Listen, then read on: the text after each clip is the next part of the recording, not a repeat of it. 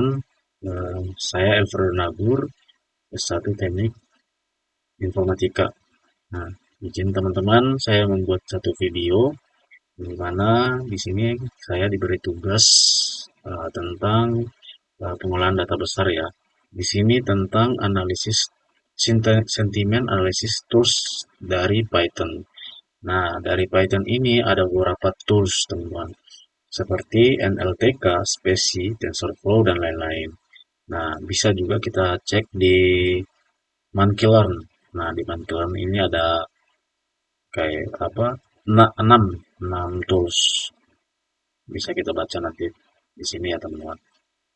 Nah, saya lanjut. Di sini saya disuruh tugas itu untuk menentukan satu atau lebih tools sentimen dari Python. Lalu ambil jurnal yang menggunakan tools tersebut.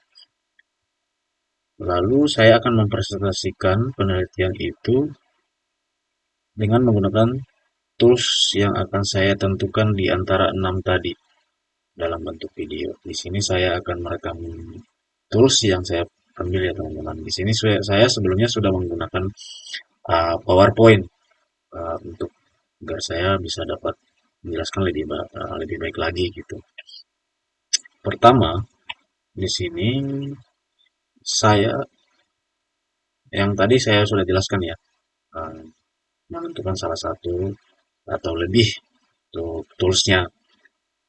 Lalu sebelumnya saya akan menjelaskan sedikit lah tentang apa sih itu sentimen analisis. Nah, sentimen analisis itu bisa kita baca di sini ya, teman-teman. Saya baca juga. Sentimen analisis itu adalah proses untuk mengidentifikasi dan menganalisis sentimen dalam teks, yang dimana sebagai tujuan adalah memahami apakah pendapat dalam teks itu positif, negatif, atau netral. Metode termasuk aturan klasifikasi dan asosiasi digunakan untuk analisis ulasan produk, media sosial, kepuasan pelanggan, dan politik. Tantangannya termasuk ambiguitas, konteks, bahasa kompleks, dan sentimen campuran. Nah, yang dimaksud itu, teman-teman, mungkin teman-teman udah maksud sedikit, tapi akan saya terangkan juga. Maksudnya itu, apakah pendapat dalam teks itu positif, negatif, atau netral gitu. Nah, kan ini kan sebelumnya kita baru melewati seperti pilpres ya, teman-teman. Nah, sebelumnya itu kan banyak tuh untuk sentimen-sentimen atau pemikiran-pemikiran dari netizen tuh tentang 01 kayak mana, 02 seperti apa, 03 bagaimana gitu. Nah, itu kan banyak tuh.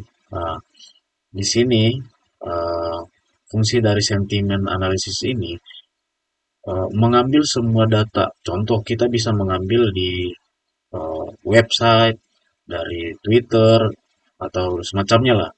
Nah, contoh kita ambil dari website gitu. Banyak kan komen-komennya itu kayak mana gitu. Dari detik.com bisa kita cek juga. Dari netizen itu kayak mana sih tanggapannya untuk 02, 01, 03 gitu. Nah, begitulah maksud dari sentimen analisis ini, teman. Untuk lebih lanjutnya lagi, di sini kan tadi tugasnya itu menggunakan jurnal juga ya, teman-teman, sebagai pedoman untuk menggunakan tools ini. Nah, saya lanjut lagi. Untuk menggunakan tool yang saya pilih, di sini saya akan coba ambil salah satu jurnal. Nah, ini yang saya bilang tadi, teman-teman, untuk mendukung tools yang akan saya gunakan. Di sini saya akan coba melakukan apakah jurnal yang dibuat untuk sentimen ASI itu bisa saya jalankan. Nah, di sini saya buat juga ya, teman-teman, untuk linknya. Nah, di sini kalau saya cek untuk jurnalnya itu menggunakan tentang kanjuruan, teman-teman. Nah, mungkin teman-teman pernah dengar tentang kanjuruan ya. Nah, ini dia. Jadi sebelumnya saya sudah download, teman-teman. Sebelumnya saya sudah download di sini. Tapi kalau mau cari dari link juga tidak masalah juga, teman-teman. Di itunya sudah saya buat juga. Nih, dari itu sentimen data distributor. Ini kita lewatin saja ya, teman-teman, karena kan kita hanya mau coba. menggunakan dari sentimennya aja, positif negatifnya gitu. Nah, dari sini kan bisa kita lihat nih teman-teman, mereka itu mengambil dari tweet. Tweet itu maksudnya Twitter ya teman-teman. Nah, kalimat mereka sudah membuat jadi satu seperti ini. Ada hashtag stadion, tragedi, Kementerian PWPR, FIFA gitu. Nah, dengan kalimat ini bisa kita copy nanti di waktu kita menggunakan tools NLTK. Jadi di sini saya akan menggunakan NLTK sebagai tools yang pertama. Di sini saya menggunakan langkah-langkahnya itu pertama saya akan buka Google Colab.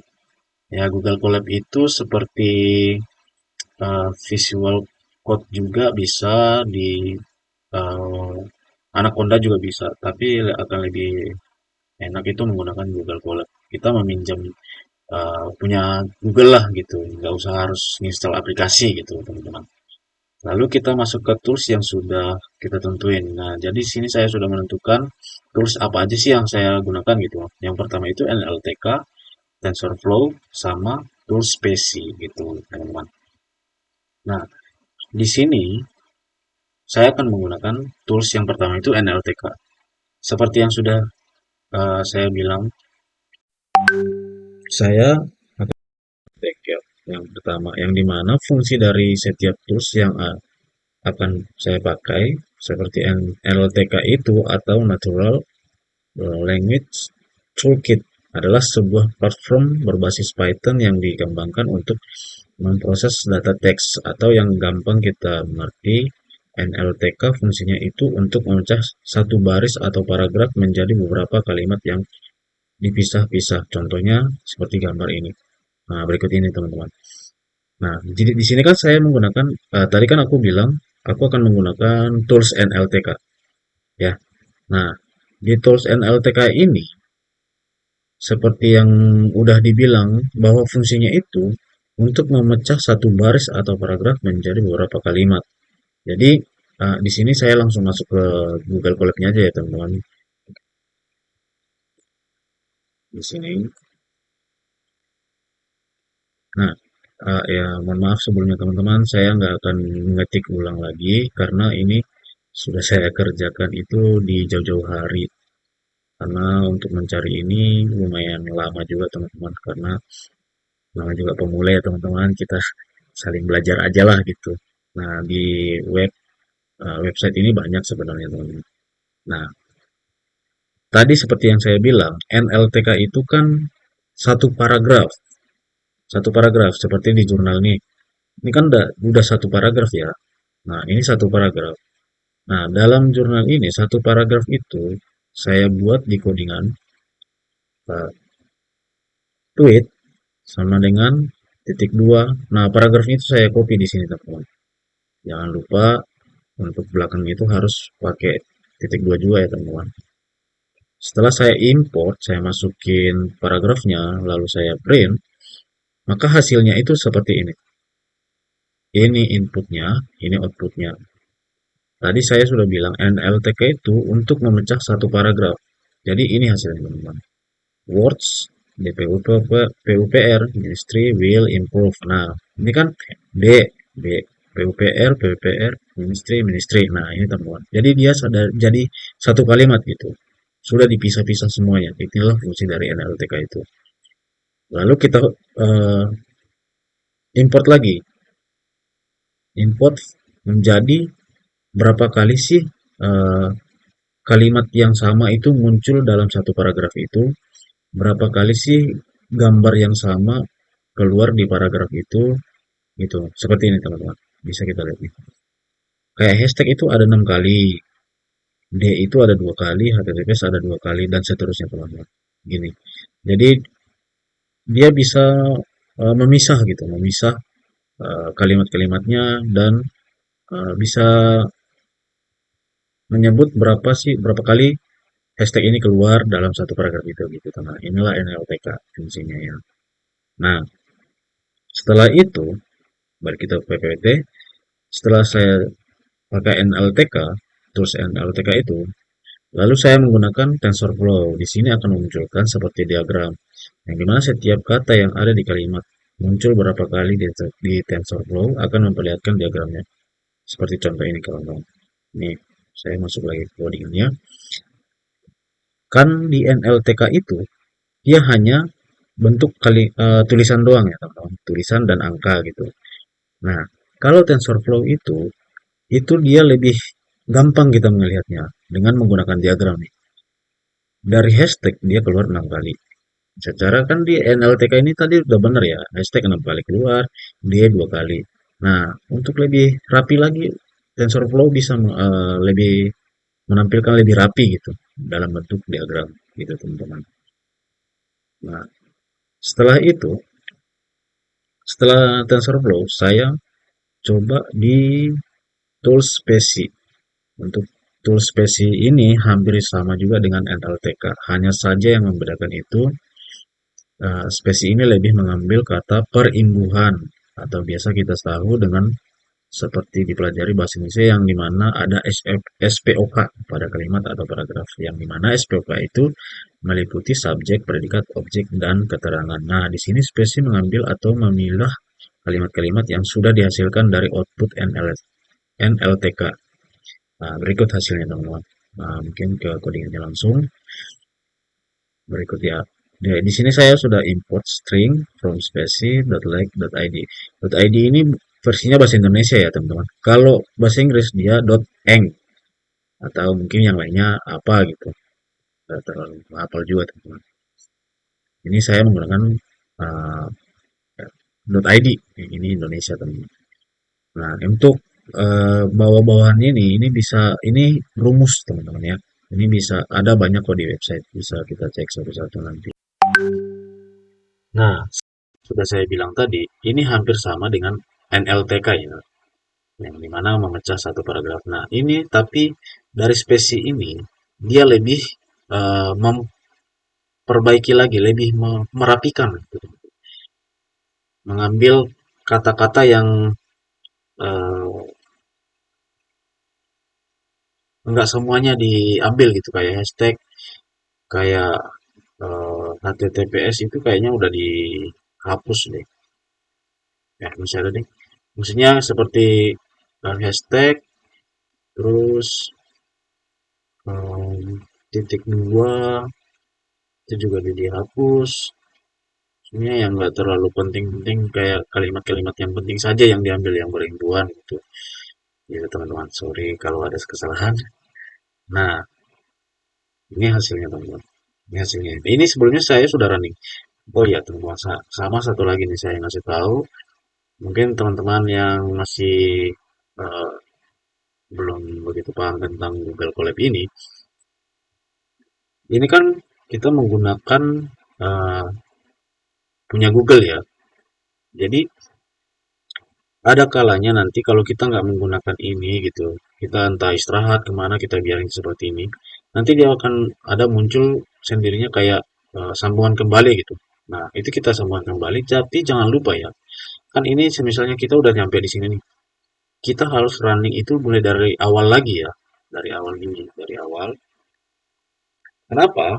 Karena dia kayak keriset sendiri gitu, karena ini kan nggak tersimpan ya, nggak tersimpan gitu teman-teman, nggak tersimpan gitu. Jadi kita harus running dari awal biar dia kebaca dari atas gitu. Kalau kalian langsung running dari tengah ini, yang di atas nggak kebaca gitu. Karena apa? Karena dia udah keriset sendiri gitu loh teman-teman. Makanya saya saranin kita harus tetap running dari atas agar semuanya kebaca gitu teman-teman.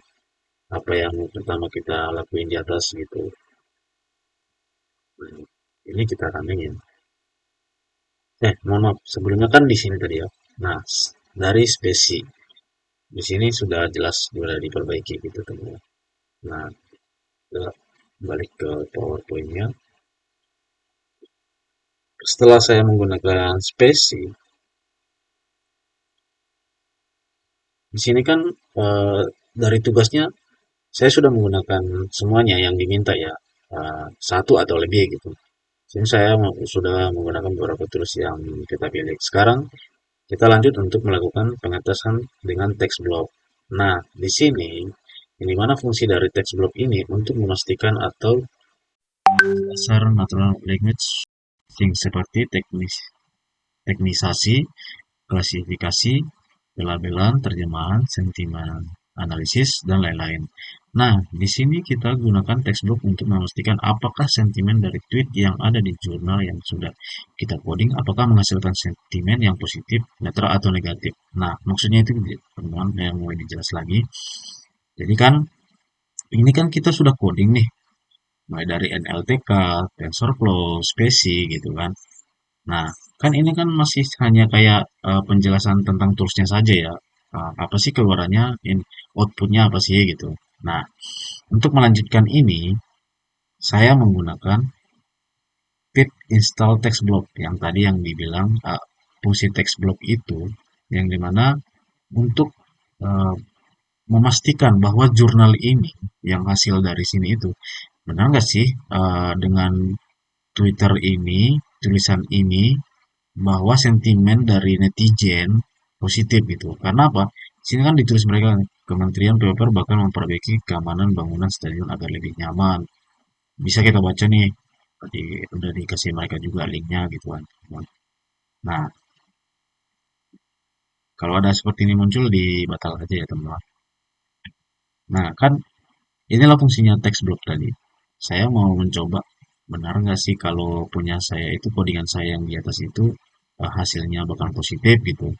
Ini bukan untuk menguji punya mereka ya teman-teman, punya mereka itu sudah jadi, itu sudah benar gitu. Ini hanya memastikan untuk uh, codingan saya saja gitu. Nah, setelah saya running di pip instalasi text blocknya, lalu saya menggunakan from text block import text block. Ini untuk memanggil ya teman-teman, untuk memanggil. Lalu saya buat analisis text block. Nah, di sini dari sini sih udah ketahuan ya teman-teman. Hasilnya itu apa? Positif, negatif, netral. Mungkin teman-teman bakalan tahu. Nah, kalau saya jelasin nih, kalau dia minus nol berarti kemungkinan negatif dong pikirannya kan teman-teman. Karena dia udah minus gitu. Kalau dia hanya nol saja, berarti itu netral. Kalau dia 0,25 sekian sekian sekian, 0,5 sekian sekian, ada kemungkinan itu pasti positif sih. Nah, kita lanjut lagi. Kita buat. Di sini udah jelas ya teman. Saya buat positif, netral, negatif. Nanti dari codingan ini membaca benar nggak apa sih hasil dari text block ini, sentimen text blocknya. Di sini saya running lagi, hasilnya positif. Jadi benar teman. Dari jurnalnya mereka ini benar bahwa eh, apa pemikiran dari netizen itu kebanyakan positif gitu. Nah, lalu teman-teman mohon maaf nih, saya menambahkan satu tools lagi yang dimana infonya toolsnya itu lebih akurat lagi katanya, yaitu namanya sentiment analysis labeling menggunakan feeder. Nah, untuk komennya sama saja ya teman-teman, hanya saja yang ganti itu di bagian belakangnya. Tadi kan text block, sekarang menggunakan feeder sentiment. Oke, pip install feeder sentiment. Ini agar nanti pas kita memanggil feeder sentimennya ketahuan gitu teman-teman, dia bisa membaca gitu. Lalu kita masukin. Dari sini udah ketahuan juga teman-teman. Ada perbedaan juga teman-teman. Di sini kan dia hanya memunculkan dua saja kayak sentimen polarity 0,25, subjectivity 0, sekian sekian gitu. Sedangkan untuk feeder analisis ini dia ketahuan nih 0,0, 0,763 banyak lah gitu. Kalau dari sini ketahuan sudah positif juga sih teman-teman hasilnya. Lalu ini komennya sama ya temennya, sama yang di textbook. Ini tidak perlu dirubah. Nah, di sini positif. Itu teman-teman. Tadi kan aku sudah nunjukin hasilnya teman-teman. Mungkin sampai di situ teman-teman untuk percobaan saya untuk eh, mencoba tools yang sudah dosen kasih dengan menggunakan MLTK, spesies, sama TensorFlow. Dan saya sudah jelaskan juga fungsi-fungsinya. Mungkin cukup sekian ya teman-teman.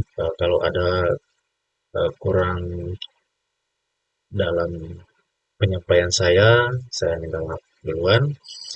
Izin kalau memang ada kekurangan bisa di komen di bawah ya teman-teman untuk perbaikan ke depannya. Terima kasih, selamat malam teman-teman semuanya.